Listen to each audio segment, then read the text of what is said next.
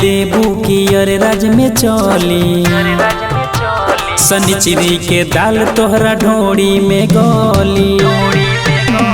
लौरिया में देबू की अरे राज में चली शनिचरी के दाल तोहरा ढोड़ी में गली चूहड़ी में चल बिछौले बानी पली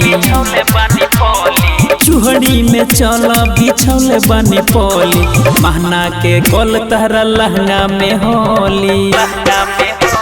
लौरिया में देबू की अरे राज में चल शनिचरी के दाल तोहरा ढोड़ी में गली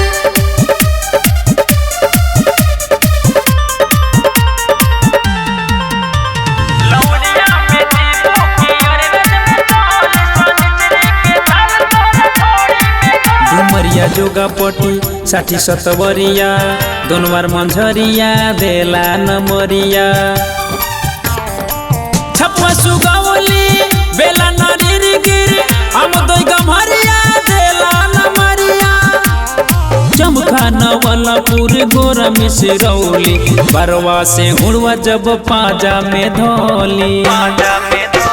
लौरिया में देबू की अरे राज में चली शनिचरी के दाल तोहरा ढोड़ी में गली लौरिया में देबू की अरे राज में चली शनिचरी के दाल तोहरा ढोड़ी में गली लौरिया में देबू की लौरिया में देबू की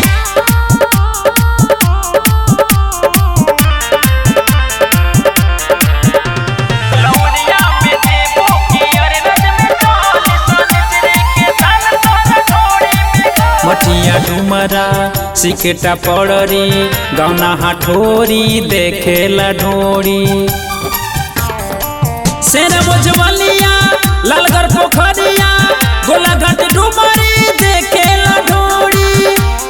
सेमरी सिरिसिया मानपुर मकरी अब्दुल सतीश सलमान के खोली